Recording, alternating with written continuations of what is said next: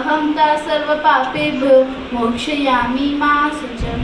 બાલિકાઓ, આ શ્લોકમાં શ્રી કૃષ્ણ ભગવાન અર્જુનને કહેતા, તારા મનમાં થયેલા કેટલાક મનના દુર્બળતાઓ તું દૂર કરી દે અને મારા એકના શરણે આવી જા, હું તને પાપોથી મુક્ત કરીશ। આ શ્લોક શ્રી કૃષ્ણ ભગવાને અર્જુનને પોતાના શરણે આવવાની વાત કરી છે। તો સૌથી પહેલાં આપણને એવો પ્રશ્ન થતો હશે કે શરણું એટલે શું? શરણું એટલે કોઈ સર્વશક્તિશાળી એવા વ્યક્તિનું શરણું લેવું। તો ચાલો આપણે એ શરણું લેવા માટે શું કરવું જોઈએ એવા એક પ્રસંગ ગજેન્દ્ર હાથીનો જાણીએ। એક ગજેન્દ્ર હાથી હતો, તે બહુ જ મોટો અને બહુ વિશાળ હતો। તે એક સરોવરમાં નાહવા ગયો ત્યારે તેને ખબર નથી અને એ સરોવરમાં એક મગર હતો। એ મગરે એનો એક પગ પકડી લીધો। એને બહુ જ પ્રયત્નો કર્યા, કેટલાક પ્રયત્નો કર્યા, પણ તેને હાથીનો પગ છૂટ્યો જ નહીં।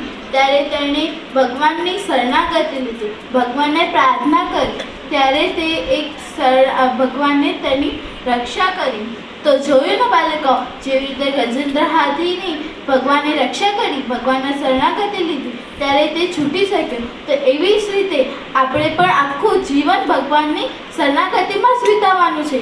જેવી રીતે ગજેન્દ્ર હાથીએ શરણાગતિ લીધી, તો એવી રીતે આપણે ભગવાનની શરણાગતિ આખું જીવન એમાં વિતાઈશું તો આપણામાં જેટલી પણ ભગવાન આપણી રક્ષા કરશે અને જેટલા પણ દુઃખો હશે એ મટાવી દેશે।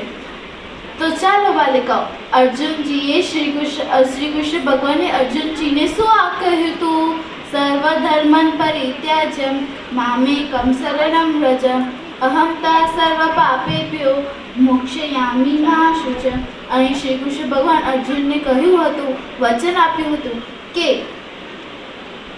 એમનું શરણું લેશે તો શ્રી કૃષ્ણ ભગવાન તેની રક્ષા કરશે। અને યુદ્ધના પહેલા દિવસે શ્રી કૃષ્ણ ભગવાને અર્જુનની રક્ષા કરી અને અંતિમ દિવસ સુધી એ રક્ષા અને એ વચન શ્રી સાથે પાડ્યું। ચાલો આ વાત એક સંવાદ દ્વારા જાણીએ।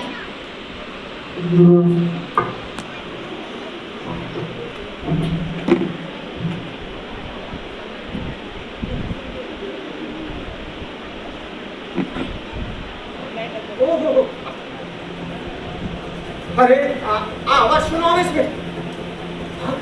ओहो, आग लगी। अरे भाई कोई છે?